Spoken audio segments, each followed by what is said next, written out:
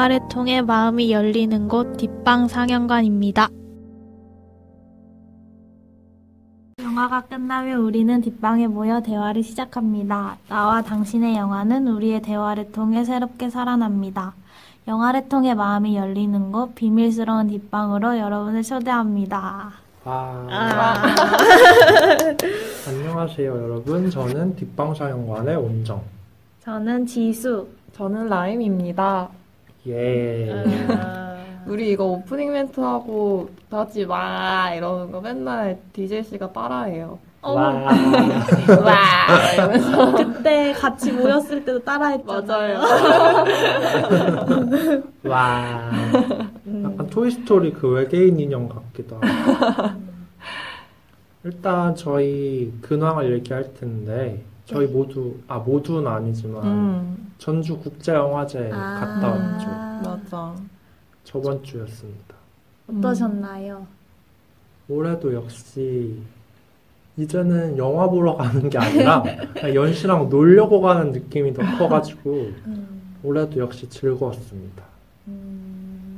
지수 씨가 못 가서 아쉽네요. 네, 저는 못 갔어요. 저는 그때가 연휴가 좀 길었잖아요. 그래서 저는 고향에 다녀오느라고 못 갔지만 소식을 계속 사진들을 여러 개 받아봐가지고 되게 즐거워 보인다라고 생각했어요.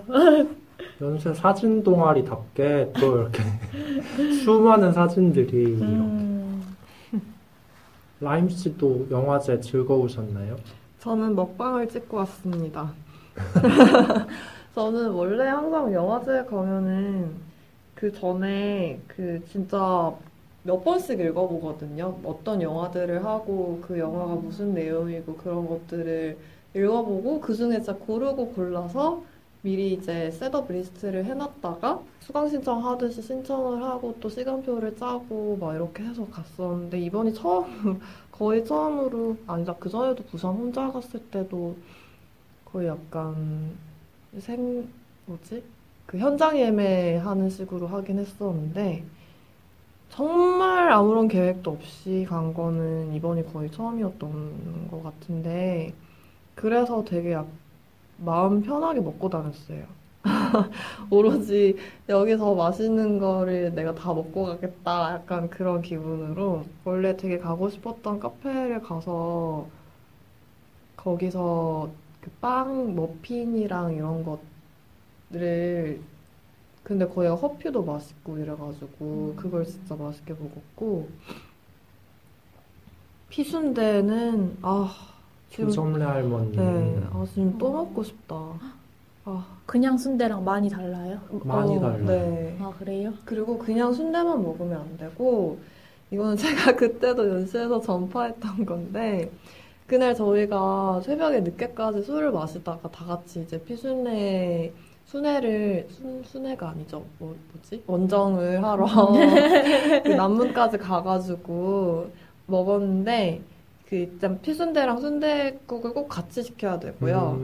그리고 피순대가 이렇게 딱 나오면은 깻잎에다가 피순대를 올리고 피순대 안에다가 마늘을 칵 박아가지고 생마늘을 그리고 거기다 약간 그 초장 같은 거 이렇게 살짝 올려가지고 그걸 싸 먹으면 진짜 환상이에요. 그리고 그걸 이제 씹어 먹다가 그 순대국밥 이렇게 한 입씩 이렇게 그 뜨겁고 얼큰한 국물을 이렇게 먹으면은 그리고 그 안에 들어있는 뭐라고 하죠? 머리라고 해야 되나? 고기가 정말 쫄깃쫄깃하고 너무 고소하고 너무 맛있어서 그 둘의 조화는 정말 영혼을 씻겨줍니다. 씻겨줄 뿐만이 아니라 채워주죠. 저도 이번에 가서 피순대 처음 먹어봤는데 네. 진짜 맛있더라고요. 그게 되게 보통 파는 순대들이랑 안에 내용물도 달라요. 아예 다르죠. 그러니까 그냥 순대들이 막 찹쌀이라던가 이런 당면. 것들이 맞아. 씹혀서 좀 쫄깃한 느낌이면은 여기는 그게 아니라 그냥 꾸덕꾸덕. 씹으면 꾸덕꾸덕하고 그냥 뭉근하게 그냥 그렇게 그래요? 씹히는데 이게 맛이 되게 입안에 꽉 차가지고 맞아. 정말 맛있더라고요. 꾸덕꾸덕한 순대 약간 상상이 안 되는데요, 저는. 진짜 드셔보셨으면 좋겠다. 뭐 내년에 가서 먹죠 네. 뭐. 그리고 또 뭐 콩나물국밥도 실컷 먹고 그러고 놀다 왔죠. 뭐 본 영화 중에서는 좋았던 영화가 있나요? 저는 한국 단편 경쟁이 좋았고요. 근데 뭐 저야 뭐 워낙 한국 영화 좋아하니까 그러니까 일상에서 자주 볼 수 있는 그런 장소들이나 좀 자질구레한 것들 영화에서 보통 아름답게 찍거나 좀 영화 분위기를 위해서라면 당연히 찍지 않았을 그런 장소들을 일일이 찍어가지고 그렇게 영화로 보여준 것들도 좋았고 또 이번에 연시들 많이 했을 텐데 스피어스라고 이렇게 VR 기계를 쓰고 보는 그런 영화가 있었거든요. 이게 그 제시카 차스테인 씨 배우가 목소리로 이렇게 귀에서 들려주고 나머지 화면은 전부 이 VR 기계에서 보여주는 건데 이게 우주에 관련된 내용이었어요. 그래서 이거를 하는데 정말 제가 우주에 혼자 떠 있는 느낌이에요. 뒤를 돌고 막 위를 쳐다보고 아래를 봐도 다 우주고 다 별이 있고 이게 제 손에 약간 제가 움직일 수 있는 그런 버튼 그런 손잡이 2개를 주거든요. 그래서 이걸로 행성들을 뭐 끌어올 수도 있고 제가 태양 속으로 이렇게 확 들어가가지고 태양 속을 볼 수도 있고 블랙홀에 빨려 들어갔다가 막 여기가 이제 블랙홀로 빨려 들어가는 그런 화면이잖아요. 그러면 이때 딱 위를 보면 위에만 이렇게 까맣게 탈출구가 있는데 저는 저 밖으로 못 나가요. 그러니까 계속 이렇게 밑으로 빨려 들어가고 그래서 이 경험을 한 40분? 한 그 정도 하는데 진짜 너무 좋더라고요, 저는. 부럽다. 라이브는 안 해봤어요? 네, 그건 못 해봤어요. 내년에도 있을까? 근데 정말 VR이랑 영화를 접목시키니까 정말 진짜. 이게 영화라기보다는 다큐멘터리 느낌이긴 했는데 그리고 또 제가 인상 깊었던 거는 토성의 이 고리 있잖아요. 고리를 보여주다가 점점 제가 거기를 다가가서 마치 그 고리 위에서 제가 레이스를 하듯이 같이 이렇게 달려가는 느낌이 드는데 이게 너무 좋은 거예요. 막 슝슝하고 그 고리 위를 제가 이렇게 같이 도는데 막 바람이 물론 없는데 바람까지 느껴지는 것 같고 그거 막 하다 보면 나도 모르게 몸이 움직이지 않아요? 아 맞아요. 그죠? 그래서 이거를 관찰해 주시는 분이 한 명이 있어요 뒤에서. 그래서 제가 너무 범위를 벗어나거나 하면 이렇게 해주시는데 진짜 우주 속을 떠다니는 느낌이 들어서 되게 좋았습니다. 부럽다. 라임 씨가 본 영화 중에 뭐가 제일 괜찮았나요?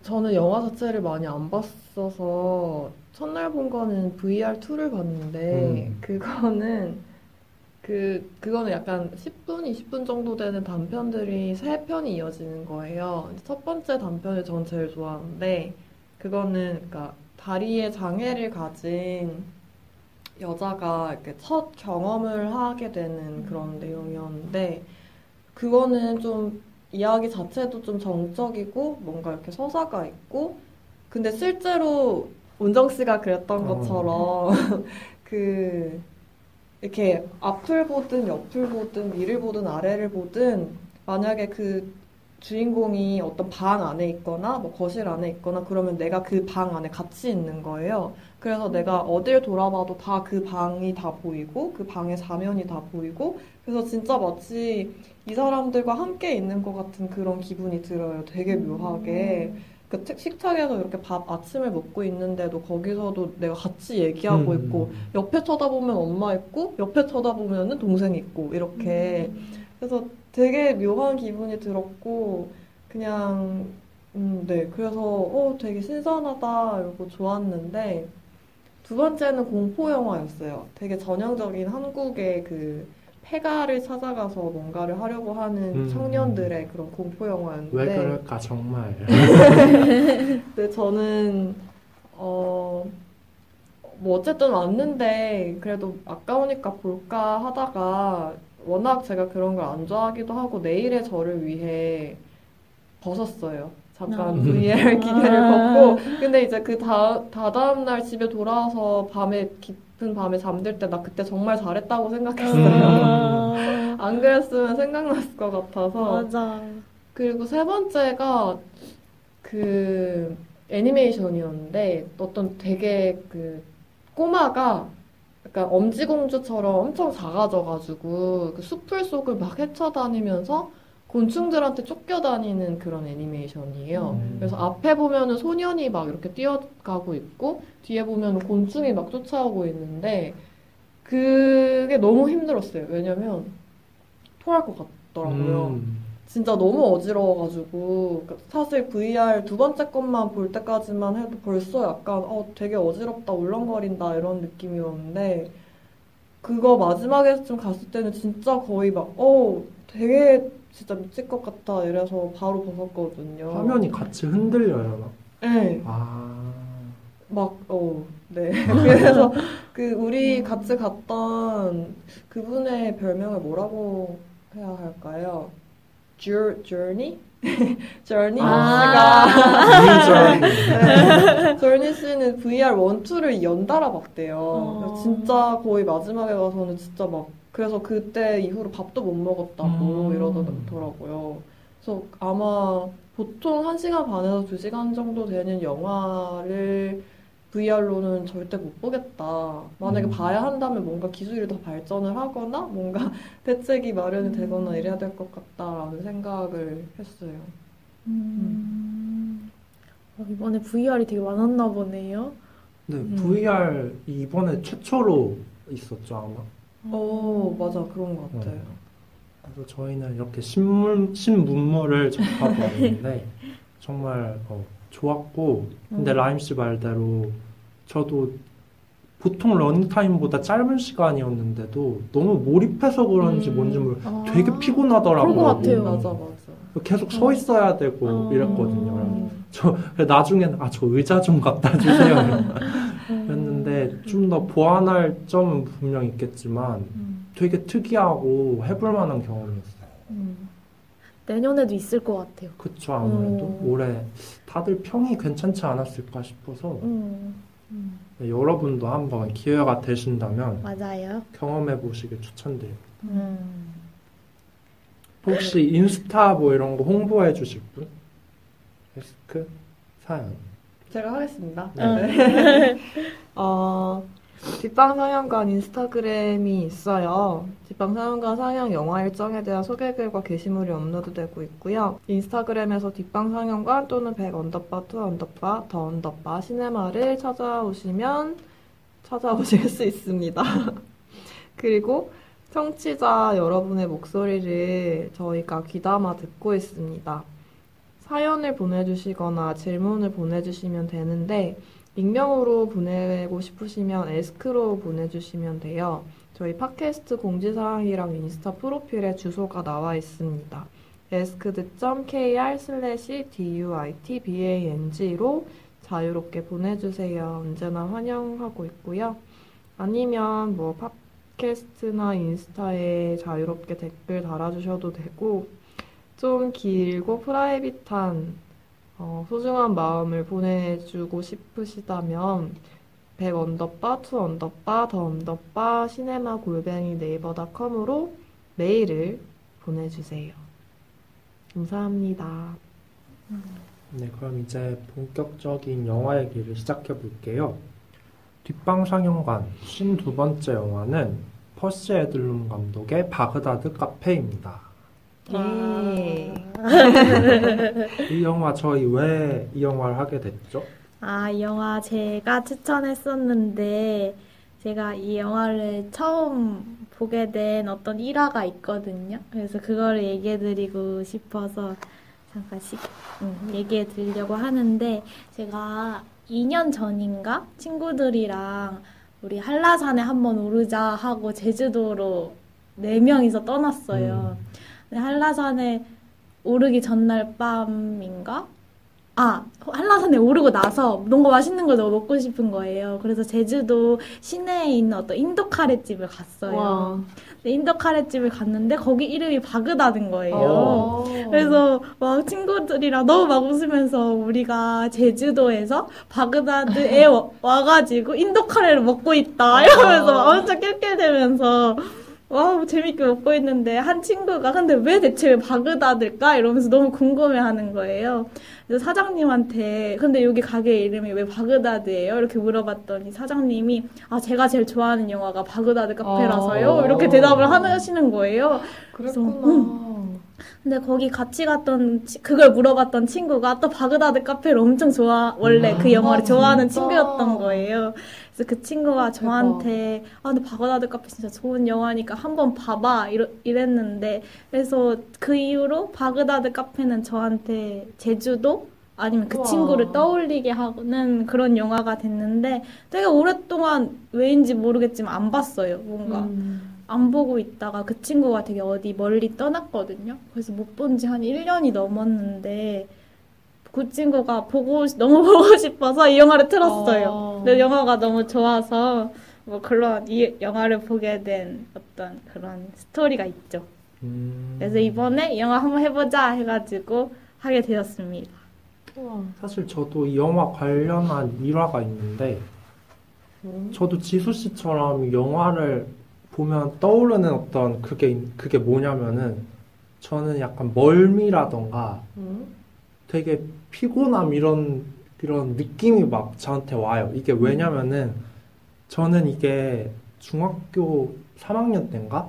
한창 학원을 맨날 다녔는데 그때 제가 스트레스를 엄청 많이 받았거든요.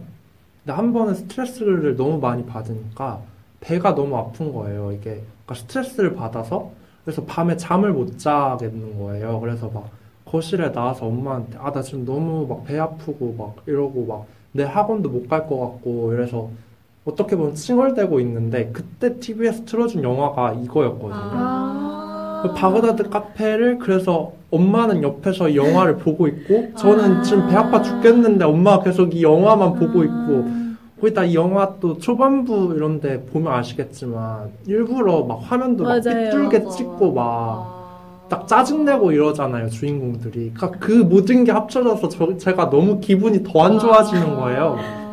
왜 하필 이 영화를 이러면서 막 그 밤새도록 되게 고통스러워했던 기억이 있는데 그래서 왜인지 뭔가 이 영화를 떠올리면 그날의 그것들이 떠올라서 보기 싫은 거예요. 근데 이번에 딱 지수가 이 영화 얘기가 나와가지고 그래도 너무 좋아하는 사람도 많은데 이 영화를 이렇게만 기억하고 있기는 좀 아쉬운 것 같다 해가지고 저는 보게 됐죠. 어때요? 기억이 좀 더 씌워졌나요? 네, 좀 더 나은 기억으로 더 씌워지긴 했는데 그럼에도 불구하고 브렌다의 짜증이 너무 너무 리얼해서 역시 이 영화는 좀 그런 느낌이 아직 있다. 이 정도. 혹시 뭐 라임 씨는 관련 일화 없나요? 저는 캠프 연시랑 다 같이 갔던 그 영화 캠프에서 이 영화를 처음 봤어서 그 분위기 아시잖아요. 다들 뭔가 이렇게 이불 다 깔고 이렇게 바닥에 늘어져서 약간 뭔가 잠에 취한 듯 영화에 취한 듯 한 분위기에서 근데 그게 아침이었나? 아침에 막 분주하게 아침을 하고 있을 때였나? 하여튼 그때 영화를 봤는데 저는 재밌게 봤어요. 그래서 지수 씨가 하자고 했을 때 골랐죠. 모두 그래도 하나씩 일화를 가지고 있는 영화네요. 그러게요. 다 다른. 그런 영화 바그다드 카페? 바그다드 카페의 감독님에 대해서 라임 씨가 조사를 해오셨다고 하네요. 퍼시 에들론 감독님인데요. 공교롭게도 저희가 오늘 하게 될 바그다드 카페로 제일 널리 알려져 있고, 제가 다른 필모도 봤는데 정말 잘 모르겠더라고요. 네. 그래서 독일 뮌헨 출생이신데, 당시에는 서독이었죠. 대학교에서는 예술, 연극, 역사, 그리고 독일 문학을 전공을 하셨고, 연기랑 노래 수업을 받으면서 학생 연극회에서 활동을 하시다가 커리어는 배우로서 시작을 하셨어요. 그러다가 단편 영화를 처음 만드셨을 때 그 첫 단편 영화가 이후에 150개의 다큐멘터리 영화로 이어졌는데 그 내용이 어떤 예술과 인간의 조건에 관한 내용이었다고 합니다.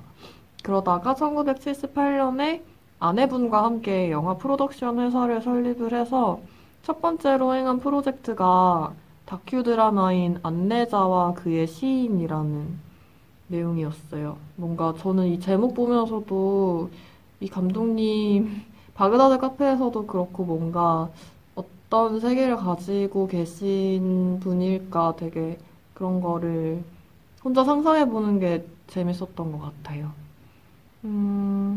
그러다가 이제 1987년에 이 바그다드 카페를 만드시면서 어떤 그런 우정과 따뜻함의 상징처럼 그려진 야스민 문슈테트너 부인과 브렌다 사이의 그런 관계가 그려지면서 전 세계적인 사랑을 받게 되셨다고 합니다. 음.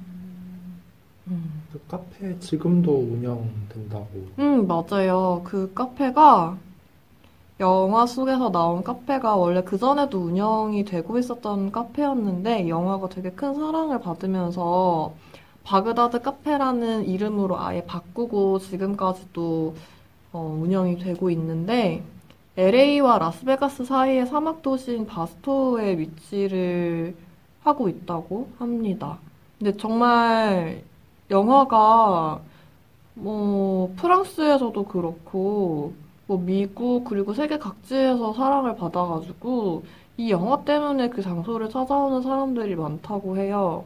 그래서 제가 사진을 봤는데 이제는 그 벽에 그 전 세계 사람들이 갖다 놓은 그 메모지와 사진들과 기념품들이 가득하더라고요. 그래서 아, 되게 신기하다라는 생각을 했죠. 음. 영화 트리비아도 말할까요? 네, 해주세요. 처음에 이제 누구냐, 우리 야스민 부인이 모텔에 도착했을 때 자기 방에서 보게 되는 벽에 걸린 빛의 그런 그림이 있잖아요. 그게 무리해라는 건데, 얼음 결정에 의한 굴절로 나타나는 대기 광학 현상이래요. 보통 전 세계 어디에서나 어느 계절에서나 볼 수 있는데 항상 그렇게 분명한 모습으로 보이는 거는 아니어서 뭔가 수평선 근처에 태양이 있을 때 가장 잘 보이고 뚜렷한 현상이라고 합니다. 근데 사막에서도 잘 나타나고 그러나 봐요. 근데 이 빛이 무리해가 영화가 만들어진 계기랑도 연결이 되는데 퍼시 제드슨 감독님이 말씀하시기를 아이들과 함께 감독님이 이제 크리스마스에 여행을 떠났는데 거기서 사막을 이렇게 여행을 하다가 제가 방금 말씀드린 그 빛이 그 하늘에 나타나는 되게 이상한 그런 현상을 본 거예요. 그래서 저거 되게 신기하다, 뭐지? 이러고 나중에 알아보니까 그게 태양 에너지 그런 현상이었고, 그 당시에 이제 그거를 사진들로 찍고 하면서, 그 전에 한번 같이 일한 적 있었던 이 영화의 주인공인 마리안을 주인공으로 한 어떤 그런 이야기를 연상을 하셨대요. 그러다가 또 어느 날 그 지도에서 바그다드라는 이름을 봤는데, 그래서 그냥 무작정 그 바그다드라는 지역으로 찾아갔는데, 거기 정말 아무것도 없고 그냥 진짜 몇 개의 나무들과 쓰러져가는 가스 스테이션만 있어서 그 빛과 이 바그다드에서의 경험을 결합을 시켜서 뭔가 우리만의 바그다드를 창조를 하자라는 마음에서 이 영화가 시작이 됐다고 하셨고, 그리고 이 영화 색감이 되게 특이하잖아요. 맞아요. 저도 보면서 뭔가 이거 셀로판지로 씌운 건가? 어떻게 이런 색깔이 나왔지? 이런 생각을 했었는데. 질감이 느껴지는 것 같기도 하고. 그쵸. 그게, 감독님이 연출을 하신 건데, 그냥 우리가 평소에 볼 수 있는 그런 사막의 색깔이 아니라 살바도르 달리의 그림처럼 느껴지는 어떤 그런 색감을 영화에서 연출하기를 원하셨대요. 약간 동화적인 색감인데 그게 그 자신만의 어떤 색감을 가지고 있고 굉장히 강렬하고 그리고 그게 뭔가 바깥으로부터 비롯되는 게 아니라 바깥에서 보여지는 게 아니라 내면으로부터 안으로부터 우러나오는 그런 색깔인 것처럼 보여지고 싶었다고 하시네요. 제가 아까 리허설 때 라임 씨가 이거 말씀해 주셔서 한번 이름이 뭐였죠? 살바도르 달리. 그분을 인터넷에 한번 쳐봤는데 그림을 보니까 오 진짜 약간 어떤 느낌인지 알 것 같아요. 강렬하죠. 네네네. 그리고 이 영화에 등장하는 구성원들의 인종이라던가 이런 것도 되게 주목할 만하잖아요. 아, 네네. 그 보안관님은 네이티브 아메리칸이셨잖아요. 그리고 또 주인공은 독일 여성이고 또 다른 주인공인 브렌다는 또 흑인 여성인데 거기서는 또 매일매일 생계를 어렵게 꾸려나가야 하는 그런 흑인 가정이고 근데 이런 되게 전체적인 조화라고 해야 될까? 이런 한 각각의 사람들이 지금 이 시점에서 보면은 우리 미국의 트럼프 대통령이 배척하고 싫어하는 계속 굉장히 문제가 되고 있는 거잖아요. 그래서 이런 부분에 대해서 감독님이 2018년 인터뷰에서 영화에서 나오는 이런 지점들이 어쩌면 지금 현대사회에서도 여전히 유의미하고 우리한테 어떤 시사점을 던져주고 있는 게 아닌가라는 생각을 하셨다고 합니다. 그렇죠. 그리고 그 얘기도 좋았어요. 그 프렌다 역 맡으신 배우분이 해주셨다는 얘기.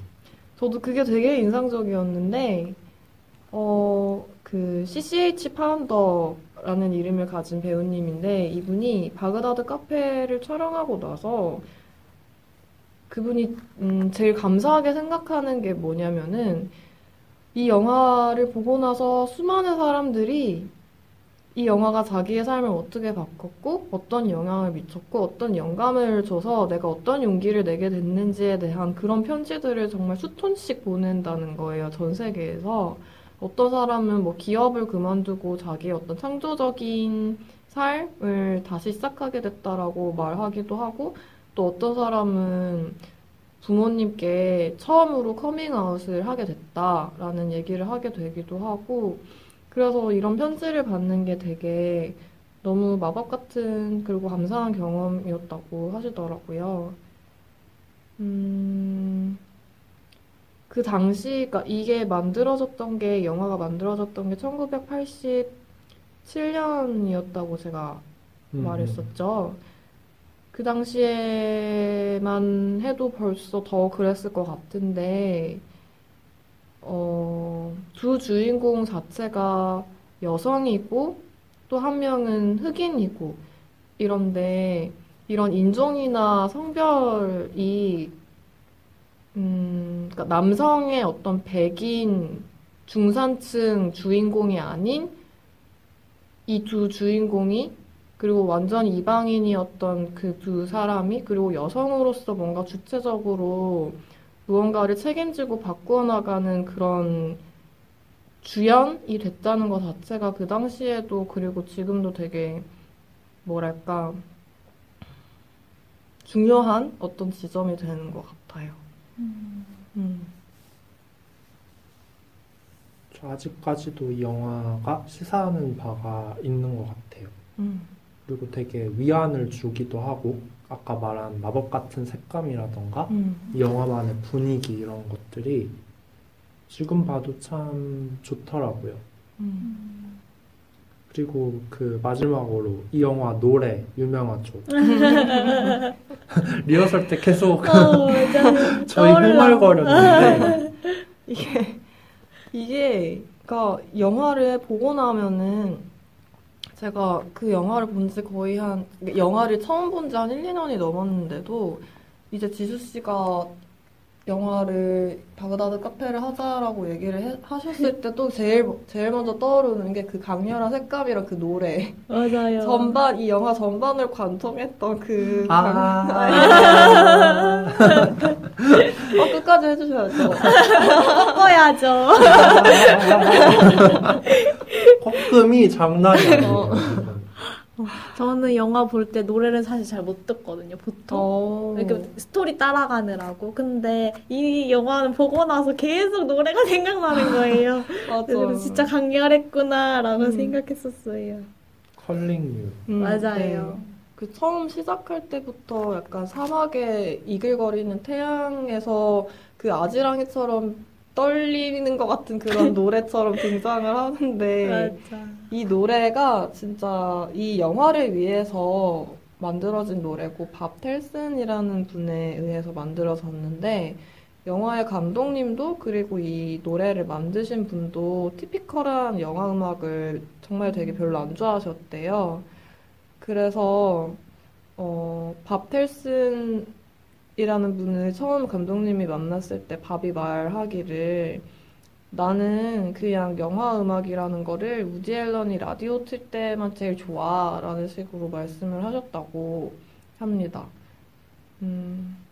근데 그러다가 이제 바그다드 카페에서 만든 이 콜링 유라는 노래가 이분 인생을 바꾼 거죠. 왜냐하면 이게 그분 커리어에서 가장 큰 빅히트였거든요. 그랬다고 하네요. 이 노래 물론 지금 들으니 너무 좋지만 제가 말했던 옛날 당시에는 멀미를 일으키는데 한몫하지 않았나. 근데 그럴만 하고. 최면 거는 듯한 목소리로. 맞아요. 진짜. 남은 배 아파 죽겠는데. 맞아. 그런 추억이 있습니다. 네, 그러면 이제 지수 씨가 이 영화의 줄거리에 대해서 설명해 주세요. 네. 이 영화의 주인공은 두 명, 야스민과 브렌다라고 할 수 있는데요. 야스민은 독일에서 독일에서 미국으로 여행 온 여성인데 원래 남편이랑 같이 왔었어요. 근데 차에서 남편이랑 대판 싸우고 짐을 들고 결국 차를 벗어나서 남편으로부터 도망간다고 해야 하나? 그래서 막 무작정 고속도로를 막 걸어요. 그러다 발견한 게 바그다드 카페예요. 그래서 바그다드 카페에 들어가서 브렌다를 만나게 되는데 그때 마침 브렌다도 남편이랑 대판 싸우고 나서 남편 보고 집 나가라고 남편을 쫓아낸 후였던 거예요. 무능력한 남편. 그래가지고 그렇게 약간 브렌다가 화가 나 있고 야스민도 되게 지쳐 있고 그런 상황에서 둘이 첫 만남이 시작돼요. 브렌다는 처음에는 둘 다 서로 엄청 경계한단 말이에요. 근데 야스민이 이 공간을 좀 둘러보고 좀 오래 지낼 것 같으니까 야스민은 좀 잘 지내보려고 여러 가지 시도를 해요. 뭐 말도 걸어보고 청소도 하고 브렌다의 사무실을 청소도 해주고 그러는데 브렌다는 그런 야스민의 호의가 되게 너무 어색하고 그래서 막 되려 화를 내요. 왜 내 공간을 멋대로 만지냐 이러면서 막 화를 내는데 그렇게 둘 사이에 뭔가 진전이 없는 상황에서 야스민은 브렌다의 아이들과 친해지게 됩니다.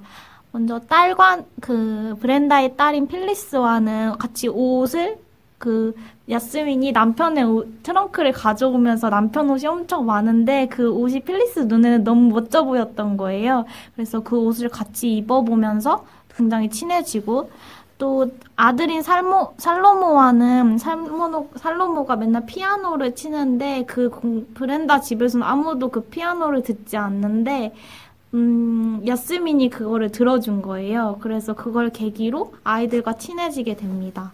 근데 이런 상황이 브렌다는 몹시 못마땅했어요. 그래서 야스민의 방에서 아이들이랑 다 같이 놀고 있는 방으로 브렌다가 쳐들어갑니다.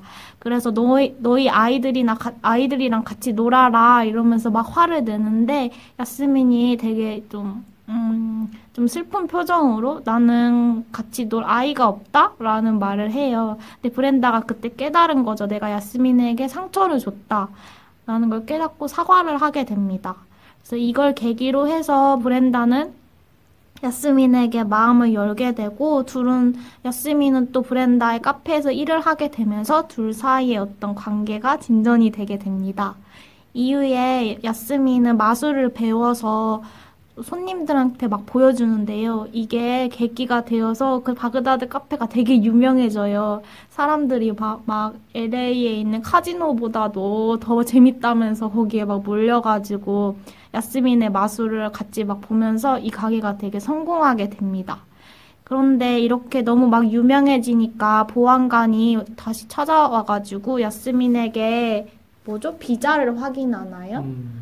근데 그게 만료가 된 거예요. 그래서 야스민이 떠나게 되고, 야스민이 떠난 카페에서 되게 사람들이 브렌다 너무 우울해하고, 막 그러는데, 어느 날 야스민이 다시 천사처럼 돌아와가지고, 둘이 마주하면서, 영화가, 그 다음에 뭐 파티를 하고, 그 다음에 끝이 납니다. 아휴. 제가 줄거리 처음 말해본 것 같아요. 아, 진짜요? 네. 그래서 제가 약간 횡설수설했는데. 아니에요, 잘하셨어요. 아, 그래요? 감사합니다. 네, 그래서 이런 영화입니다. 이런 내용입니다. 그럼 이제 저희 다시 보기 코너로 넘어가 볼까요? 네. 네, 다시 보기 코너는 이 영화에서 우리에게 인상 깊었던 장면에 대해서 이야기해보는 시간인데요. 우선 라임 씨가 인상 깊었던 장면 얘기해 주세요. 저는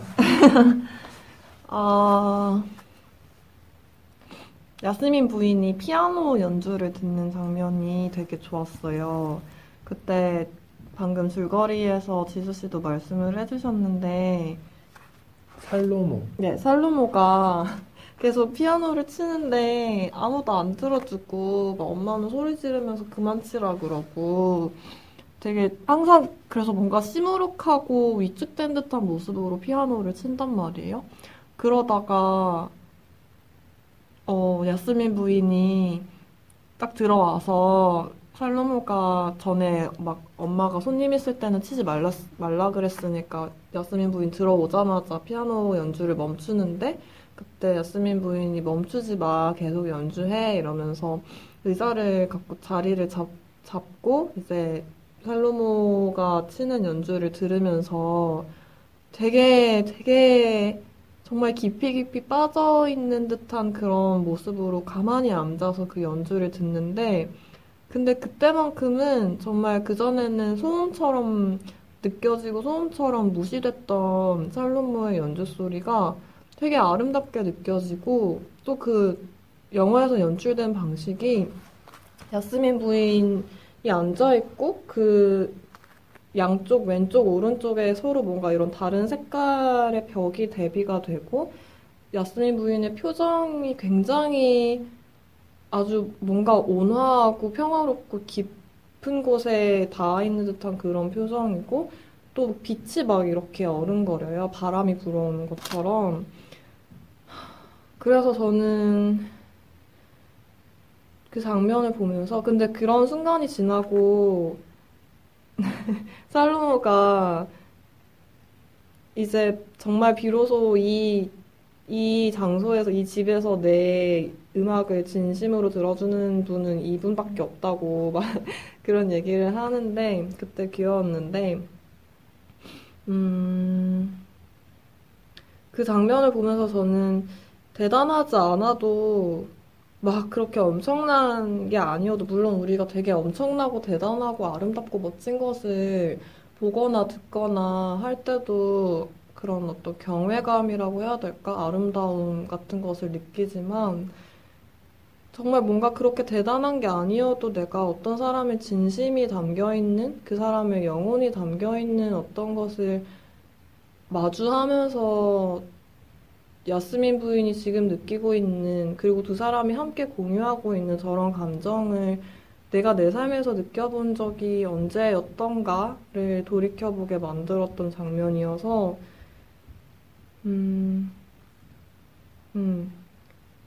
그런 장면이 지난 시간에 있었다면 되게 감사하고 앞으로의 시간 속에서도 내가 야스민 부인처럼 저렇게 들어줄 수 있는 사람이었으면 좋겠다는 생각을 했던 것 같고, 또 동시에 이 피아노 장면뿐만이 아니라 그 이후에 딸과의 관계에서도 그렇고, 브렌다와의 관계에서도 그렇고, 이 장면이 좀 야스민 부인이 가지고 있는 어떤 그런 캐릭터를 되게 함축적으로 보여준다고 생각을 했는데, 뭔가 다른 혀를 내밀면서 막 그러고, 처음에 사실 살로모도 막 뚱뚱한 아줌마라고 무시했었고, 브렌다도 끊임없이 계속, 음, 야스민을 좀 홀대하고, 무시하고, 화내고, 의심하고 이러는데,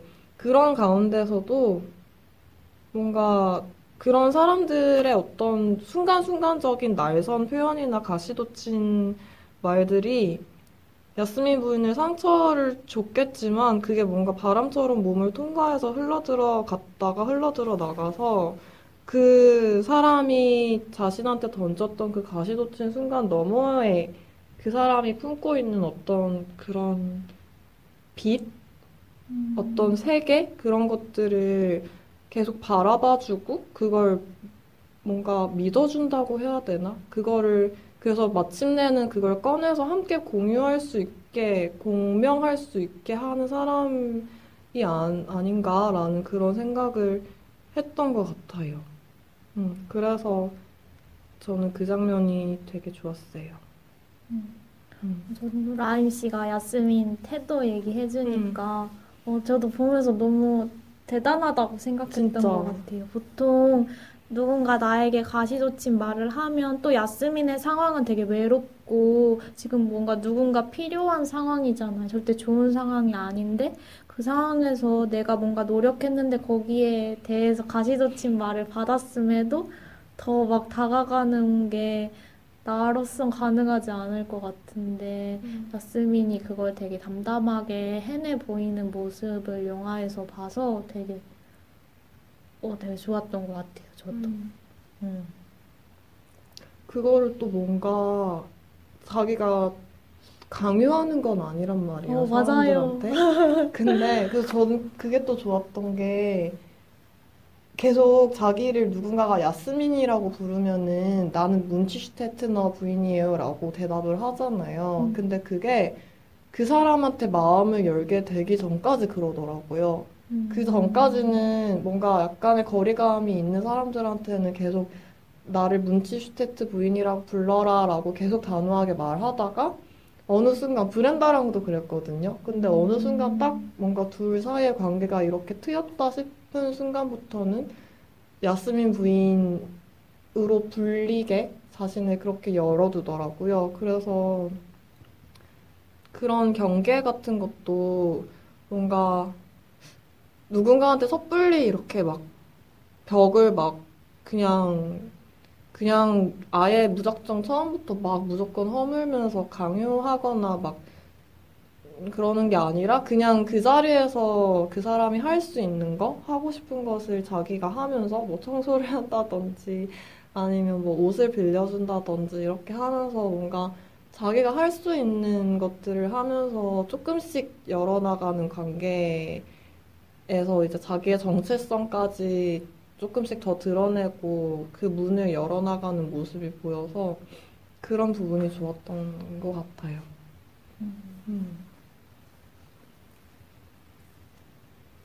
그리고 이 장면 외에도 또 웃겨서 좋았던 장면들이 있었다고. 뭐지? 살로모 2세가 아들이고 또 살로모 1세는 아버지잖아요. 그 브렌다의 남편.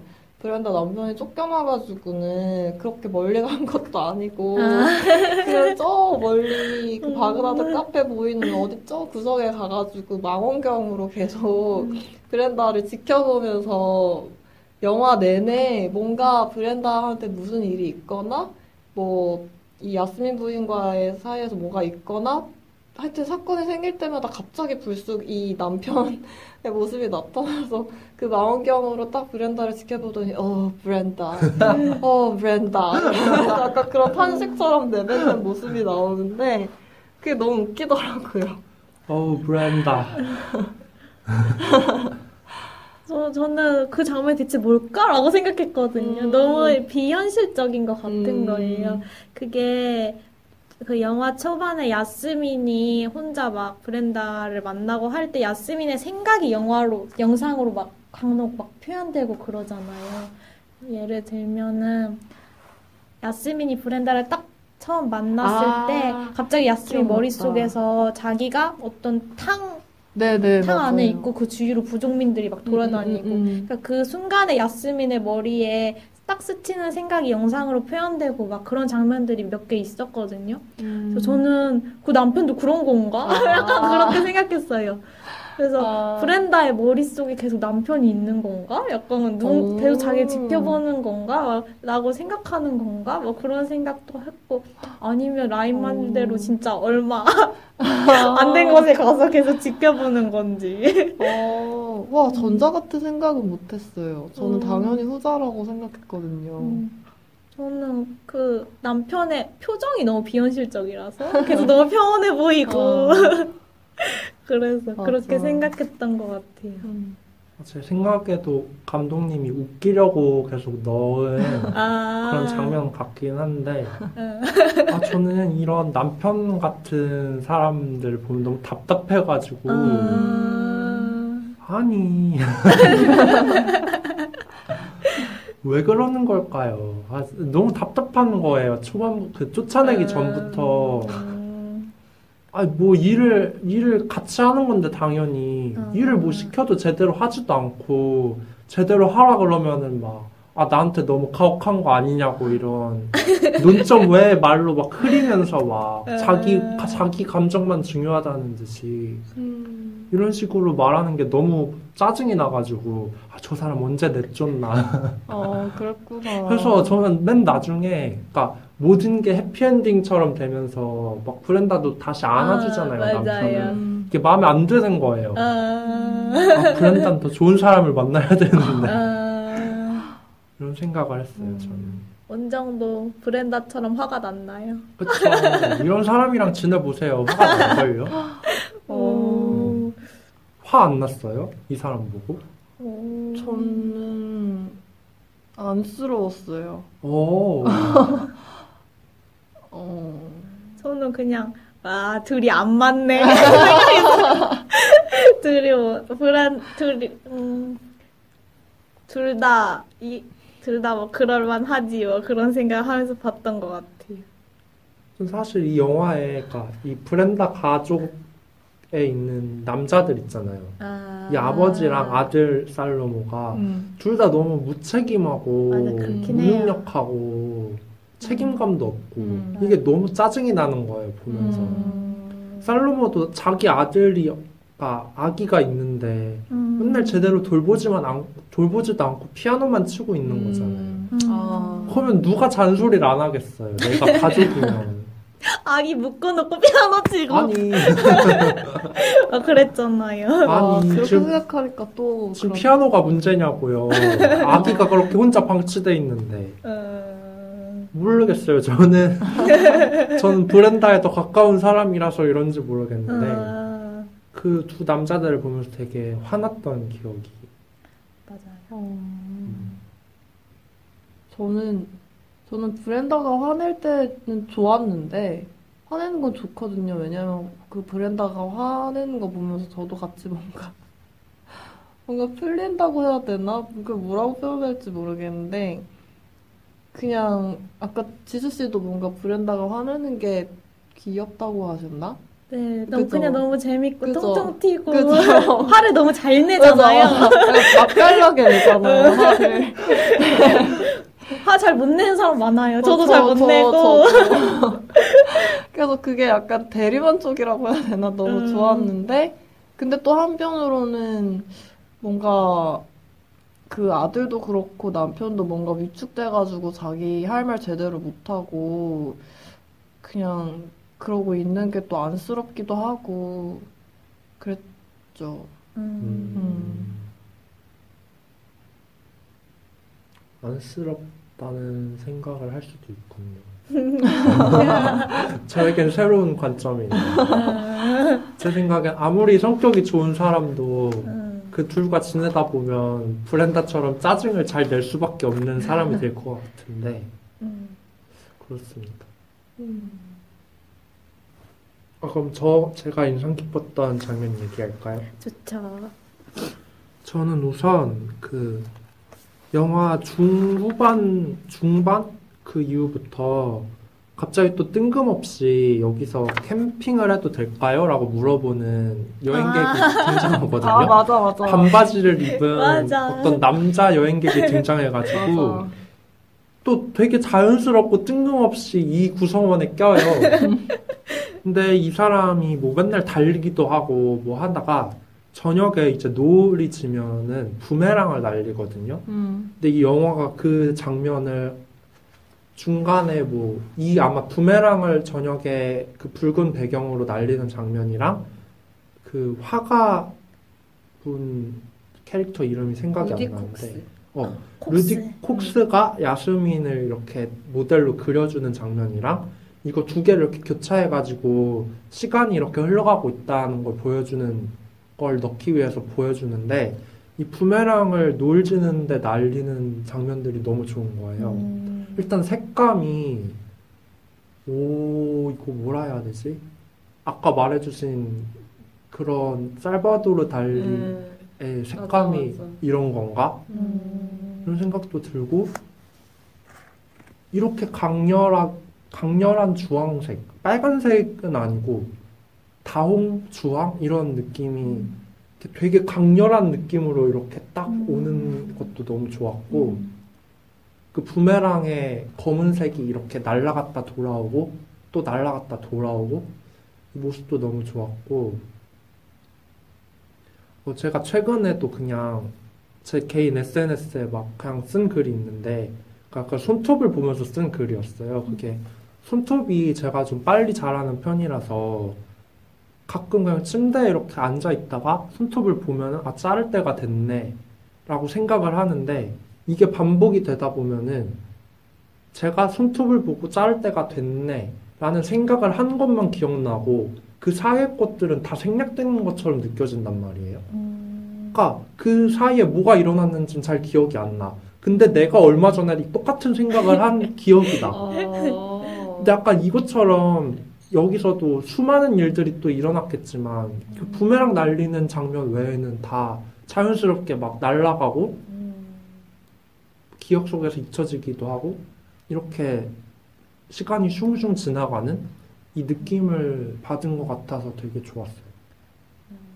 저는 부메랑 보면서 또 괜히 그냥 혼자 저기 뭐 무슨 의미가 담겨있지 않을까 하면서 혼자 의미 부여를 한 게 저렇게 부메랑처럼 결국에는 다시 돌아왔구나 그런 생각을 마지막에 했던 것 같아요. 그렇네, 그건 또. 그럴 수도 있겠네요. 야스민도 돌아왔고 맞아. 남편도 돌아왔고 그 남편 생각 못했다. 오 브렌다. 오 브렌다. 그리고 저는 또 좋았던 장면이 그 마지막 즈음에 또 이 그 바그다드 카페 구성원 중에는 데비라는 여자가 맞아. 있었는데 이 여자는 타투를 해주는 그런 여자 캐릭터거든요. 근데 마지막 즈음에 이제 야스민이 다시 돌아오고 다시 이제 카페가 부흥할 조짐을 보이니까 갑자기 짐을 싸는 거예요. 다 막 몰려와가지고 깜짝 놀라가지고 왜 짐을 싸냐고 너도 가족 같은 사람이라고 이랬더니 too much harmony라고 말하거든요. 맞아. 여기 분위기 이제 너무 가족적이고 너무 화목해가지고 난 떠나겠다고. 이게 너무 좋았어요. 맞아요. 이 데뷔의 선택이 여러분도 이해가 가십니까? 가죠. 약간 이 영화가 어떻게 보면 좀 전형적인 스토리잖아요. 한 사람이 나타나서 화목해진다라는 건데 거기에 이런 틈틈의 캐릭터들이 되게 그걸 갑자기 확 깨우쳐주는 것 같아요. 맞아. 되게 가족 화목함 이런 거에 취해 있다가도 막 그렇게 한마디씩 던져주는 거에 막 갑자기 확 깨기도 하고 진짜 좋았던 것 같아요. 저 데비라는 인물에 대해서 영화에서 막 엄청나게 많은 맞아요. 묘사를 해주진 않아서 잘은 모르지만 왜 떠나는지 바로 알 것 같았어요. 데비가 원한 분위기는 이런 게 아니었던 거야. 데비는 오히려 야스민이 오기 전에 분위기를 좋아했을 수도 있어요. 그래서 아 역시 사람은 다양하지. 이것만이 꼭 좋은 게 아니지라는 그 생각을 할 수 있었던 것 같아요. 그러니까 너무 다 막 끈끈하고 매일매일 뭐 일상을 공유하고 막 다들 이렇게 지내는 분위기가 오히려 부담스러울 때도 있잖아요. 뭐 적당히 혼자 있고 싶기도 하고 누가 막 굳이 막 내가 뭐 하는지 무슨 감정인지 안 물어봐 줬으면 좋겠고 이럴 때도 있는데 그리고 그런 거를 더 중요시하는 사람들도 있으니까 그래서 데비라는 인물이 아 그런 사람이겠구나 라는 생각을 했어요.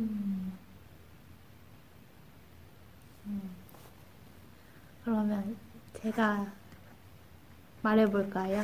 네. 저는 가장 좋았던 장면이 그 마지막 장면이거든요. 마지막에 콕스가 그 야스민의 방에 찾아가서 청혼을 하는데 그 일련의 과정이 저는 너무 좋았는데 그게 좋았던 이유는 콕스가 그 영화 내내 야스민에게 보여줬던 태도 같은 것들이 저를 좀 놀라게 했던 것 같아요. 처음에는 약간 기분이 나빴거든요. 되게 뭔가 처음부터 되게 막 꽃을 막 들고 찾아간다든지 그게 너무 전형적인 어떤 사람의 마음을 얻기 위한 남성의 모습 같아서 좀 느끼한 아저씨 같았어요, 제 눈에는. 근데 계속 천천히 살펴보니까 콕스의 태도가 되게 그 야스민의 아름다움을 보고 항상 감탄하고 있지만 야스민에게 그 어떤 것도 강요하지 않고 그냥 옆에서 계속 지켜본다는 느낌이 들었어요. 그 그림, 야스민을 모델로 해서 그림을 그릴 때도 야스민이 점점 자신을 드러내면서 나중에는 옷을 다 벗잖아요. 근데 그런 상황에서 어떤 그걸 성적인 의미로 받아들이지 않았잖아요. 그 콕스는. 저는 그렇게 느꼈거든요. 그런 상황이면 여자가 자기 앞에서 옷을 하나하나 벗는다는 거는 이게 어떤 둘의 관계가 좋아진 걸 의미하는 걸로 해석될 수도 있는데 저는 콕스가 그렇게 받아들이지 않았던 것 같아서 그게 너무 좋았어요. 영화가 그렇게 그리지도 않았고. 그래서 그게 너무 좋았는데, 그리고 야스민이 떠난 이후로도 그냥 야스민의 그림을 걸어두고 그 앞에 꽃을 두는 걸로 애정을 표현하잖아요. 되게 그 콕스의 태도가 되게 담백하다고 느꼈던 것 같아요. 근데 그렇게 마음을 쌓아오다가 되게 모래폭풍 부는 밤에 꽃다발을 들고 야스민의 방으로 찾아가잖아요. 그 다음에 청혼을 하는 말도 막 나 너 너무 사랑해 이런 것도 아니고 나랑 결혼하면 당신에게 좋을 텐데 이런 이득을 취하고 싶으면 나랑 뭐 결혼할래? 라는 식으로 그러니까 영주권을 얻고 싶다면 미국인이랑 결혼하는 편한 방법이 있다라고 말을 하면서 근데 그 말도 너무 담백하고 이 사람이 야스민을 어느 정도로 존중하고 있는지가 너무 눈에 보여서 되게 좋았던 것 같아요. 그리고 마지막에 그 청혼을 들은 야스민이 그럼 브렌다와 상의해볼게요 라고 하잖아요. 그래서 거기서 막 소리 질렀거든요. 너무 좋아서. 이게 야스민과 브렌다의 관계에 대해서 생각해보게 하는 말인데 보통 생각하면 어떤 우정은 사랑보다 별로 깊지 않은 감정이라거나 사랑을 위해 친구에게 뭔가 허락을 받는다는 게 약간 말이 안 되는 상황인 것 같잖아요. 근데 야스민과 브렌다의 관계는 그런 관계였던 거라는 걸 되게 표현해 준 것 같아서 저는 이 장면 보면서 그 최은영 작가의 쇼코의 미소가 떠올랐는데 혹시 읽어보셨나요? 아니요. 쇼코의 미소에 제가 적어왔는데 이런 말이 나와요. 어떤 연애는 우정 같고 어떤 우정은 연애 같다. 쇼코를 생각하면 그 애가 나를 더 이상 좋아하지 않을까봐 두려웠었다라는 말이 나와요. 그러니까 우정과 사랑이라는 게 그리고 뭐 연애 상대나 아니면 어떤 깊은 관계를 가지고 있는 친구의 구분이 굉장히 생각보다 모호하고 어떤 감정이 더 우월하다고 말할 수 없는데 보통 저는 영화에서 우정을 되게 단편적으로 되게 우정은 의리고 항상 나를 위해주고 그런 걸로 그리고 편안하고 하지만 사랑은 어렵고 복잡하고 얘가 떠날까봐 항상 걱정해야 하는 그런 식으로 그리는데 저는 우정이 사랑 같을 때도 있고 사랑이 우정 같을 때도 있다고 생각하거든요. 그거는 관계에 따라 다르고 그게 이 한마디에 너무 잘 표현됐던 것 같아요. 브렌다와 상의해 볼게요라는 말에서 저는 이 사람들이 맺고 있는 관계라는 게 사회에서 말하는 사랑과 우정 이런 정형성을 뛰어넘은 관계구나라는 생각을 하면서 봤던 것 같아요. 그래서 너무 좋았습니다.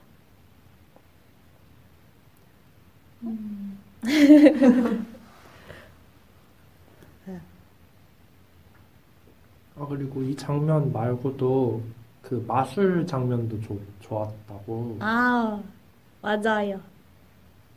그게 브렌다가 야스민한테 마음을 처음 열고 야스민이 마술을 연마해가지고 브렌다에게 꽃을 주잖아요. 근데 그때 브렌다의 표정이 맨날 계속 화만 나 있던 브렌다의 맞아. 표정이 한순간 진짜 그렇게 편안할 수 있나 표정이 싶을 정도로 너무 확 풀어져가지고 그 표정을 보고 좀 감동했던 것 같아요. 그리고 그냥 사람이 어떤 사람에게 꽃을 건넨다는 그 행위 자체도 너무 거기서도 감동을 받았고 그 장면도 진짜 좋았어요. 브렌다 표정 진짜 계속 생각나네요, 저는. 브렌다가 되게 감정 표현이 엄청 풍부한 사람이잖아요. 그래가지고 그 인물이 지금 어떤 감정이고 이게 다 보이는데 저 같은 경우에도 이건 개인적인 얘기인데 저도 막 그렇게 막 엄청 풍부하게 표현을 하고 이런 사람이 아니어가지고 이런 인물들을 보면 되게 신기해요. 그리고 특히 배우님들이니까 아무래도 표현을 잘 하시는 분들이 많잖아요, 영화 속에서. 그러니까 예를 들어 이런 브렌다 같은 인물을 볼 때도 막 그저 꽃을 받았을 뿐인데 어떻게 저렇게까지 좋아하는 표정을 지을 수 있을까라는 그런 생각을 한 것 같아. 뭐 나 같으면 그냥 약간 미소만 띄고 그냥 고마워 이러고 끝일 수 있는데 막 저런 표정으로 저렇게 해주면은 주는 사람도 기분이 좋을 거 아니에요. 그러면서 나도 저런 걸 좀 배워야 되는데 라는 생각을 하기도 하고 고맙고 좋은 걸 좀 더 표현하는 법. 그럼 운정은 어떤 자기의 감정이 너무 지금 격해져 있어서 이걸 눌러야겠다 생각한 적은 없어요? 항상 더 했으면 좋겠다라고 생각하는 거예요? 이거는 영화랑은 상관없는 건데 제가 궁금해서. 저는 그런 건 혼자 있을 때 다스리기 때문에 그러니까 남들이랑 있으면은 되게 조절을 많이 하거든요. 되게 이만큼 뭐가 감정이라던가 이게 있어도 이만큼만 표현하고 약간 그게 버릇이 돼가지고 누구한테 막 내가 너무 과도하게 막 감정을 표현했다거나 해서 후회하거나 한 적은 거의 없는 것 같아요. 오히려 막 좀 더 편하게 하거나 좀 더 뭘 할 걸? 이런 생각은 했던 것 같은데 아무튼 그래서 참 브렌다 역을 맡은 배우님도 신기했어요, 영화는. 짜증도 너무 진심이고 좋아하는 것도 너무 진심이고 그 꽃을 받았을 때 표정이 그냥 기쁜 표정이 아니라 어떤 충만한 행복감 같은 게 표정에서 너무 느껴져서 앞구르기 하면서 봐도 행복한 표정이에요.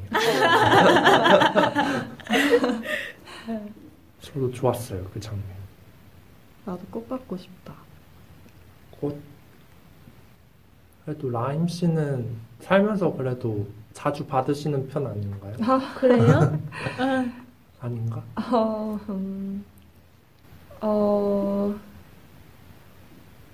꽃. 꽃을 근데 받을 때마다 기분이 되게 다르더라고요. 그게, 음,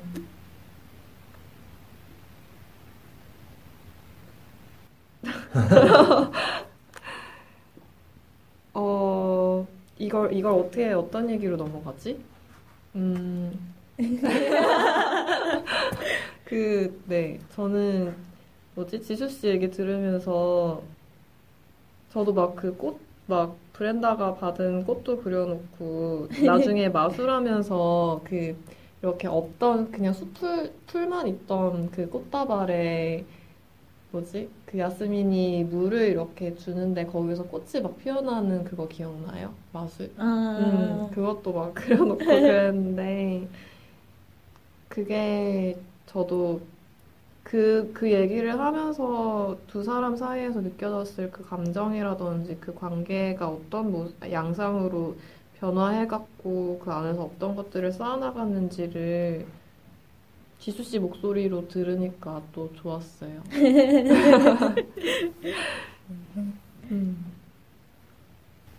그럼 혹시 다시 보기 코너에서 더 얘기하고 싶은 장면들 있나요? 전 다 얘기한 것 같아요. 아임 씨는요? 저도? 그러면 저 이제 자유 코너로 넘어가 볼게요. 네, 저 이번에 자유 코너는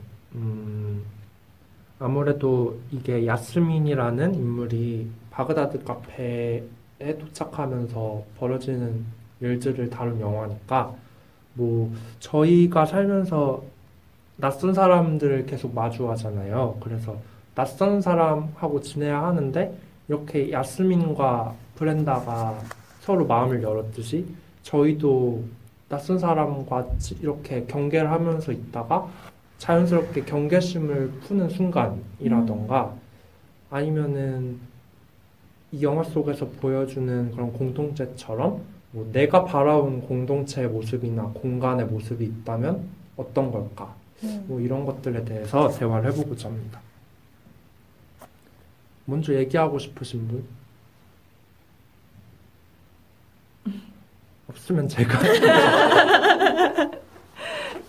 저는 일단 낯선 사람이랑 경계심을 푼다고 해야 되나? 이런 거를 저는 상대가 좀 완벽하고 막 깔끔하고 이런 모습 말고 좀 무방비한 모습을 보여줬을 때 제 속으로 친근감을 느끼거든요.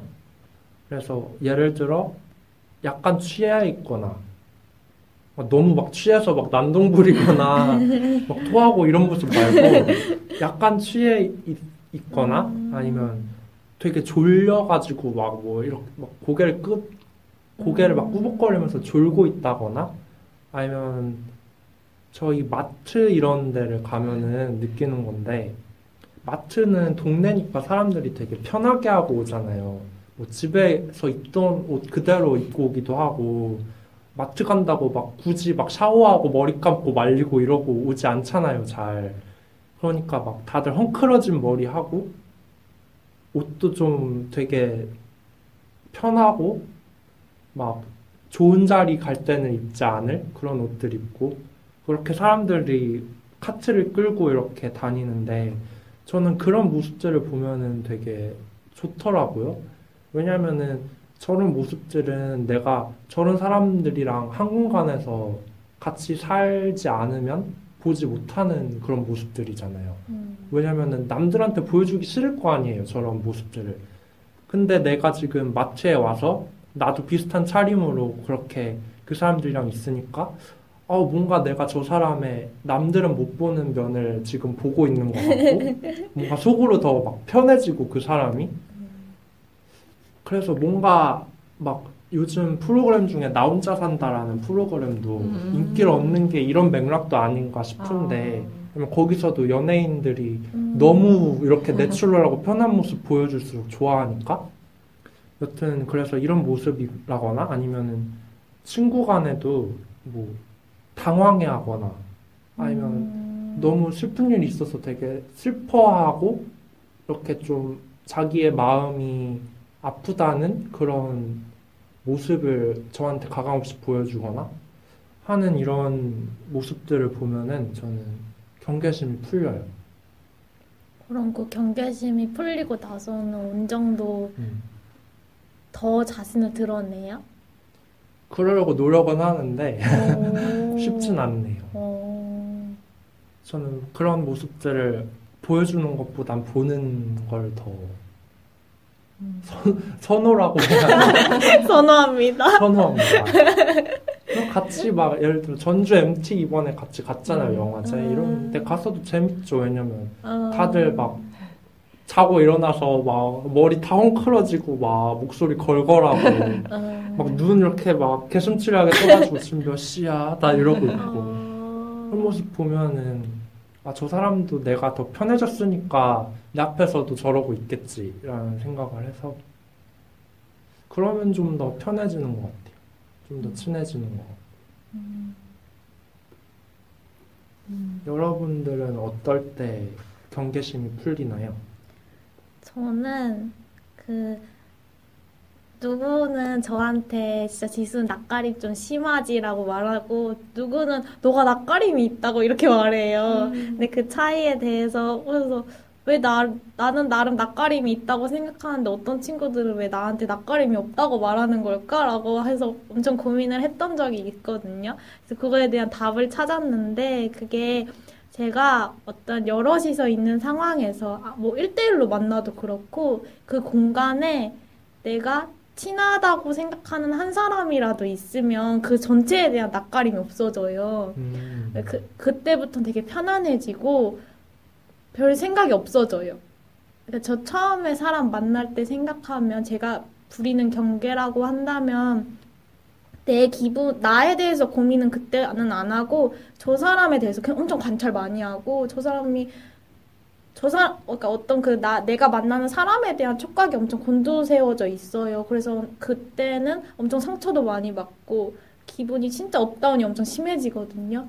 근데 어떤 사람과 편해졌다고 느껴지는 한 사람이라도 있으면 여럿이 있는 상황에서 남 생각을 잘 안 해요. 내 기분만 생각하고 와 내가 너무 기분이 좋다 하면 그 친구가 나한테 나쁜 말 해도 막 기분이 좋고 약간 둔해져요. 사람이 좀 둔해지고 업다운도 별로 안 심해지고 그런 차이가 있는 것 같아요. 그래서 연시에 처음 들어왔을 때도 처음에는 좀 힘들었던 게 한 사람도 없으니까 그때 되게 고슴도치처럼 있었던 것 같아요. 근데 이제는 새로운 분들이 들어와도 이제 여러분들이 편하니까 몇 명이 이미 있으니까 새로 들어오신 분들에 대한 경계심이 하나도 없어지는 거죠. 근데 또 편한 사람이 있다고 해서 그 사람하고만 얘기하는 건 아니잖아요. 아니에요. 그 사람과 멀리 떨어지든 가까이든 상관이 없어요. 그냥 그 공간에 같이 있으면 돼요. 대박이다. 심적으로 그게 맞아요. 위안이 되나 보다. 저기 걔가 있다라는 생각만 하면은 마음이 엄청 안심이 돼요. 와, 그래서 대박이다. 이제 여러분들은 못 볼 거예요. 제가 낯가림 가리는 거 못 볼걸요? 아마도 재밌다. 이미 여러분이 있기 때문에. 와. 그렇습니다.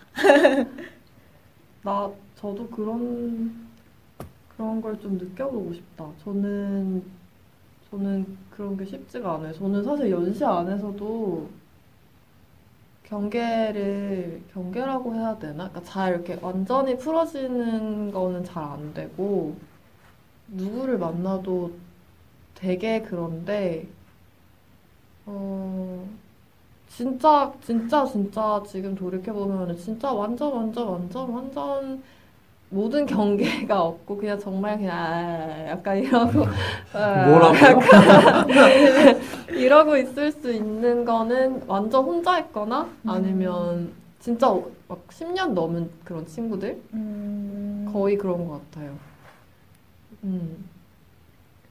그리고 근데 그런 와중에 제가 좀 이렇게 뭔가 마음을 열게 되는 건 일단 저는 좀 처음 순간부터 그냥 이유는 모르겠는데 이 사람이 왠지 편하고 그냥 나를 좀 이렇게 드러내도 될 것 같고, 근데 나 드러내도 되니까 드러내자라는 생각조차 안 들고, 그냥 그런 생각, 뭐 이런 판단, 계산 이런 게 서기도 전부터 그냥 이미 내가 그러고 있는, 그러고 있는 사람이 있고, 어,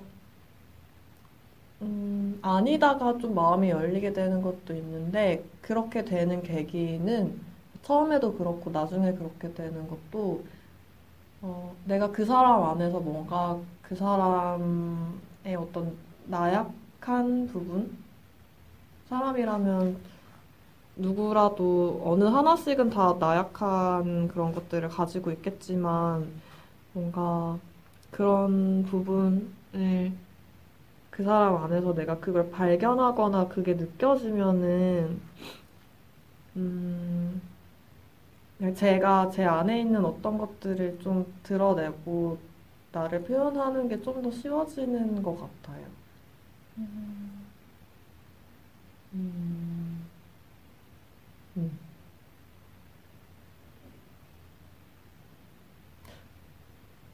뭔가 겉으로 보기에, 그러니까 그것도 저의 편견일 수 있는데, 그냥 딱 보기에 되게 아무 흠결 없이 되게 완벽해 보이고, 뭔가 이렇게 딱 강철 같은 어떤, 어떤 것들을 가지고 있는 것 같이 보이는 사람들한테는 제가 쉽게 다가가는 걸 좀 어려워하는 것 같아요.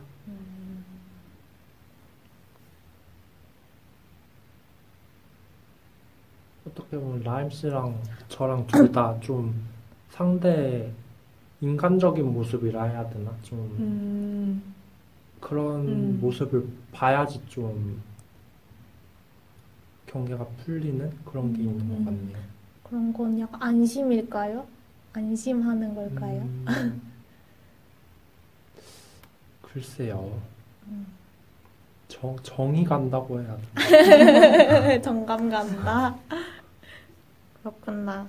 그러니까 왜 그런 거 있잖아요. 내가 A랑 똑같은 이야기를 해도 어떤 사람은, 사실 저희도 그렇고, 무슨 이야기를 내가 하면은, 그런 관점도 있을 수 있구나. 근데 나는 그건 잘 모르겠어. 나는 그런 걸 느껴본 적이 없거든. 이라고도 반응할 수 있는가 하면은, 아니면 내가 A에 대해서 말하면, 맞아.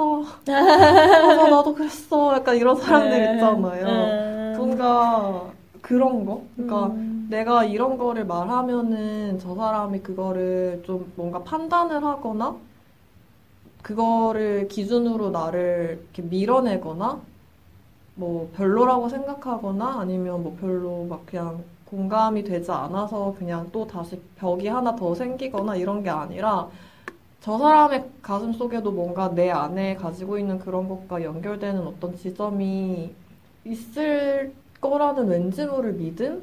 그러니까 그런 것들이 있는 것 같아요. 음. 그런, 네. 음. 그렇습니다. 네, 그럼 이제까지 저희 그 낯선 사람에게 경계심을 푸는 순간 혹은 뭐 친근감을 느끼는 순간 이런 것들에 대해 얘기를 해봤는데 여러분들은 혹시 그러면은 뭐 바라온 공동체의 모습이라던가 공간의 모습 이런 건 있나요? 저는 경험한 적이 있는데, 음. 그러니까 어떤 제가 제주도에서 한 달 정도 산 적이 있거든요. 게스트하우스에서 알바를 하면서. 근데 그 한 달 동안 거기 스태프들이랑 같이 살았어요. 근데 스태프이 6명이었는데 그 6명이랑 같이 빌라에 살았는데 그때 저는 되게 걱정을 많이 하면서 갔거든요. 왜냐하면 제가 기숙사 생활이 되게 저한테는 좀 성공적이지 못했고 되게 힘든 기억이라서 내가 나 말고 5명이랑 같이 지낼 수 있을까 하면서 갔는데 그게 너무 좋은 기억이었던 거예요. 다행이다. 그때 가장 기억에 남는 거는 각자 제주도니까 낮에는 각자 되게 뿔뿔이 흩어져서 여행을 막 다녀요. 그래서 한 저녁 6시 정도 되면 막 단톡방에서 집에 지금 올 사람 있어요. 저녁 먹으려고 하는데 약간 이런 식의 말들을 하면서 같이 집에 모여서 저녁을 먹으면서 오늘 어디 갔다 왔는지 정도로 얘기하는 거예요. 나 오늘 어디 갔다 왔고 오늘 무슨 일 있었는데 거기 정말 예쁘더라 하면은 그럼 나 내일 거기 가볼래. 뭐 이런 식의 대화를 하는데 그게 너무 좋았던 것 같아요. 계속 같이 있다기보다 집으로 돌아와서 오늘 있었던 일을 공유하고 또 각자 방으로 돌아가고 약간 이런 식의 생활이 저한테 엄청 안정감을 줬던 것 같아요. 그래서 그때 처음으로 맨날 제가 상상하는 미래의 나의 모습은 나 혼자 사는 거였는데 이런 식의 생활이라면 이렇게 살고 싶다라고 그때 처음 생각했던 것 같아요. 쉐어하우스처럼. 좋았던 것 같아요. 제가 생각하는 이상적인 그런 공동체? 이런 모습도 지수 씨 말한 거랑 좀 비슷한 것 같아요. 제가 생각하는 것도 막 그렇게 막 매일 모든 걸 막 함께하고 막 모든 일상과 모든 감정을 다 공유하고 이렇다기보다는 그냥 서로 곁에 있는 게 당연한 사람들만 있으면 될 것 같다는 생각을 해요. 그러니까 내가 돌아갈 공간이 있고 그곳에 가면은 당연하게 있는 사람들이 있고 그 사람도 내가 언제 거길 가도 이상하게 생각하지 않고 그냥 그 정도만 있으면은 저는 충분히 살만하지 않을까라는 생각을 하는데 근데 이게 은근히 힘든 것 같아요. 이게 누군가가 그냥 당연하게 내 옆에 있을 거라는 그런 생각이 이게 굳이 말로 하지 않아도 이게 느껴져야지 이게 제가 생각하는 진정한 그런 이상적인 관계인데 그렇게 되기까지가 참 힘들 수도 있겠다라는 생각을 하고 그런 것 같아요. 근데 저도 혼자는 못 살 것 같아요. 되게 별로 사람들과 교류도 없이 뭐 아무리 즐거운 일을 하더라도 맨날 혼자서 막 너무 심심한데도 혼자만 있어야 되고 이러면은 되게 좀 미치지 않을까. 뭐 라임 씨는 생각해둔 게 있나요? 호호호. 근데 이건 어렸을 때부터도 그냥 되게 가끔씩 생각했던 건데, 저는 뭔가 언젠가, 그냥 정말 이게 뭐 꿈으로만 끝날 수도 있지만, 카페 같은 공간을 만들고 싶어요. 거기서 막 빵이랑 쿠키랑 커피랑 이런 것들을 좋아하는 사람들이랑 나눌 수 있는? 근데 그게 뭐 완전히 뭐 무슨 상점? 그런 카페가 될 수도 있겠지만, 그냥 제 집이 뭔가 내가 가끔씩 내가 좋아하는 사람들 이렇게 초대해가지고 내가 만든 빵이랑 같이 맛있는 커피랑 나눠 마시면서 한 자리에서 그냥 오손도손 이야기 나누고 그런 공간에 대한 뭔가 막연한 동경 같은 게 있었고 항상 그리고 저는 타샤 할머니를 되게 좋아하는데 혹시 아세요? 타샤 할머니? 몰라요. 타샤 튜더라고 미국의 굉장히 유명한 그림 동화 작가분이 계세요. 그분이 지금은 돌아가셨는데 거의 백수를 누리다가 가셨는데 평생을 그러니까 젊었을 때부터 그림 동화를 그리셨고 그게 이제 전국에서를 비롯해서 이제 그게 세계로까지 퍼져나가면서 되게 많은 사랑을 받았어요. 정말 어린이의 어떤 그런 그림 동화의 상징처럼 여겨지는 정말 그분의 책을 읽으면서 미국의 어린아이들이 컸다고 말해도 과언이 아닐 정도로 근데 그런 분인데 저기 시골에다가 그분이 직접 자신의 아들과 함께 직접 손수 다 지은 어떤 가옥 집 한 채가 이렇게 있고 거기 주변에 정원이 정말 커다랗게 이렇게 조성이 돼 있는데 그 모든 걸 다 그분의 손으로 만든 거예요, 직접. 진짜 그 공간에서 방금 제가 말씀드렸던 그냥 가족들이라든지 친구들이라든지 이렇게 뭐 크리스마스나 아니면 뭐 언제 이렇게 오면은 같이 차 한잔하고 뭐 맛있는 거 같이 해 먹고 정원 같이 거닐면서 산책하고 얘기하고 그런 시간들이 그냥 정말 하나의 동화처럼 이런 공간이 있을 수가 있나 싶은 그런 공간을 그분이 스스로 만드신 거예요. 그 시골 마을에. 그런 풍경을 보는 것만으로도 되게 좋은데, 그리고 제가 인스타에서 팔로우하는 어떤 계정에는 그 사람도 약간 되게 깊은 산골에 오두막을 하나 지은 건지 아니면 있었던 건데 그분이 거기 사는 건지는 모르겠는데, 거기 살면서 음악 만들고 뭐 글도 쓰기도 하고 사진도 찍고 주변에 이렇게 자기 강이나 이런 숲이나 이런 거 돌아다니면서 산책도 하고 그런 삶을 사는데 그게 너무 그러니까 저의 동경이죠. 저는 되게 그런 숲속의 삶을 좋아하나 봐요. 나중에 제가 진짜 그렇게 살 수 있을지는 모르겠는데 숲이든 바다든 그냥 그런 집이 있었으면 좋겠어요. 저도 혼자 있는 게 굉장히 필요하고 좋아해서 혼자 있는 시간이 뭔가 내가 독립적으로 내가 원하는 것을 영위하고 내 손으로 무언가 나의 세계를 만들 수 있지만 동시에 뭔가 언제든 내가 좋아하는 사람들을 초대해서 우리가 함께 이 공간을 누릴 수 있는 그런 공간이라고 해야 되나? 네.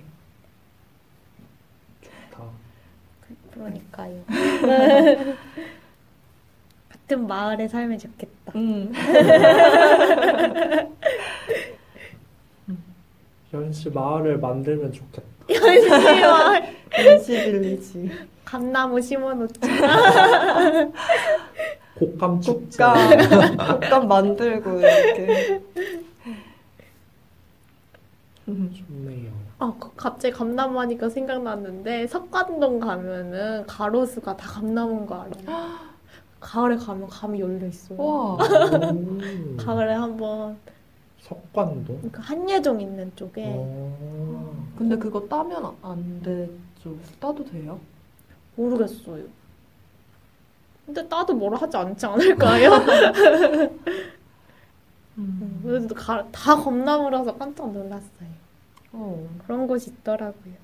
다 벚나무인 건 봐도 감나무인 건 또 처음. 맞아요. 감나무도 되게 잘 자라나 봐요. 그러게요. 감나무가 있는 석관동. 석관동 하면 감나무. 우리 동네엔 대추나무 있어. 대추 맛있는데. 대추는 따서 먹을 수 있었어요. 진짜 맛있어요. 그 초록색 대추. 맞아. 우리 동네도 있어요. 대추나무. 혹시 여러분 더 하고 싶으신 얘기 있나요? 없어요. 넘어갈까요? 네, 그러면 그들 각자 영화관 코너로 넘어갈게요. 이 코너에서는 우리들 각자에게 이 영화가 어떤 의미를 가지는지 알아보는 시간입니다.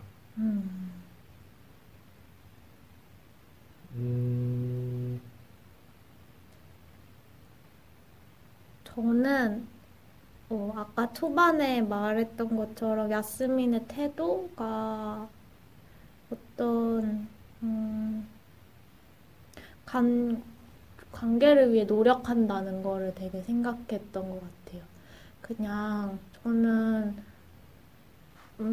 노력이 필요한 관계가 좋은 관계일까 이렇게 생각한 적도 있었거든요.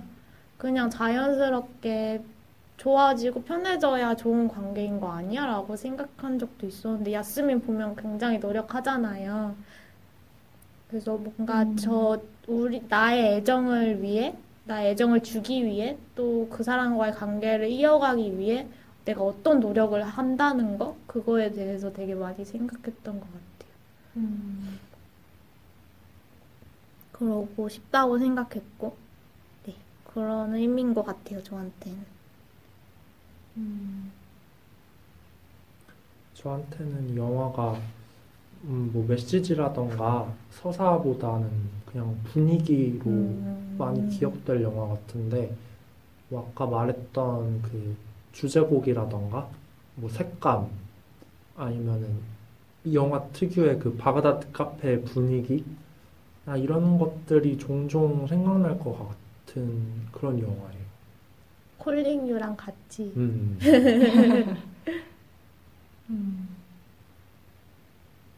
저는 아까 장면 얘기할 때 얘기 못했던 장면 중에 하나가 저는 왠지 모르겠는데 정말 근데 영화 처음부터 좀 말이 안 되잖아요. 내가 카페 들어왔는데 카페 없고 술 줄 것도 없고 음식 줄 것도 없고 그렇네.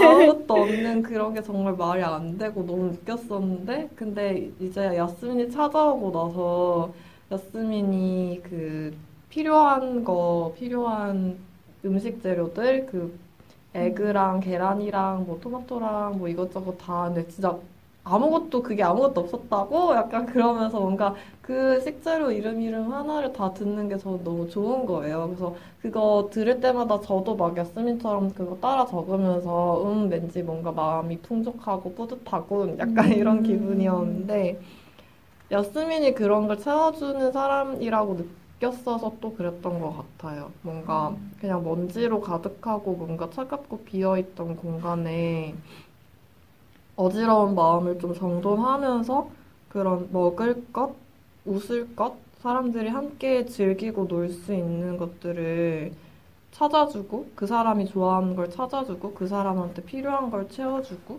그런 사람이라고 느꼈어서 또 그랬던 것 같은데 저도 그런 사람이 되고 싶고 그리고 아까 무리해 얘기를 했었잖아요. 근데 그게 공기 중에서 뭔가 얼음 입자들이 이렇게 떠 있고 거기서 빛이 반사돼서 이렇게 한 쌍의 풍경을 이루는 거잖아요. 저는 그게 또 뭔가 저도 제 안에 답답한 거, 뭔가 응어리진 거, 응결되어 있는 어떤 그런 얼음 조각들? 그게 나를 찌르기도 하고 때로는 상대를 찌르게도 되는 그런 차갑고 뾰족뾰족한 그런 것들이 근데 그게 이 무리해에서는 우리 눈에는 그런 얼음 입자들이 보이지는 않지만 빛으로 이렇게 반사돼서 보이는데 그건 되게 아름다워 보이잖아요. 환상적이고. 그런 순간들이 정말 인생에서는 무리해가 잘 눈에는 안 보이는 것처럼 쉽게 보이진 않는 것처럼 인생에서 몇 안 되는 순간들이겠지만 뭔가 사람들이 다 자기 안에 가지고 있는 그런 얼음 입자들이 어느 순간에는 서로의 그런 자기의 근원에 있는 그런 빛의 반사를 받아서 서로가 서로를 반영을 하고 반사시키고 뭔가 공명을 이루면서 그런 조화를 이루고 하모니를 이루고 뭔가 그렇게 빛날 수 있는 마지막에 그런 쇼타임으로 끝난 것처럼 다들 뭔가 이렇게 기쁨과 환희로 가득 찬 그 순간들이 인생에서 매번 그런 쇼타임이 연속되는 거는 아니겠지만, 절대 아니겠지만, 얼음 입자들도 많겠지만, 그런 순간들이, 음, 뭔가 하나의 빛을 이루는, 어, 마음? 그게 계속해서 뭔가 한 사람, 그리고 우리로서의 삶을 지탱해 나갈 수 있는 힘이 되었으면 좋겠다.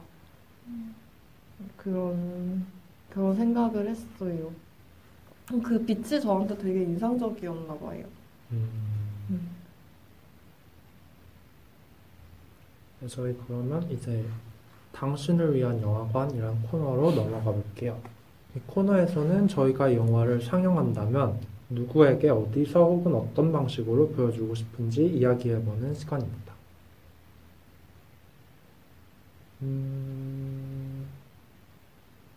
저는 이 영화 여름밤에 보면 좋을 것 같아요. 뜨겁겠다. 똑같이. 좀 뜨겁고 선선해질 쯤 보면 좋을 것 같아요. 낮은 뜨겁고 어.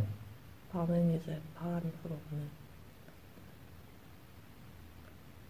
저는 너무 우울할 때 보지 않았으면 좋겠어요. 그러니까 그 영화 내용과 상관없이 저는 콜링 유 노래가 약간 저의 우울함을 자극하거든요. 그렇구나.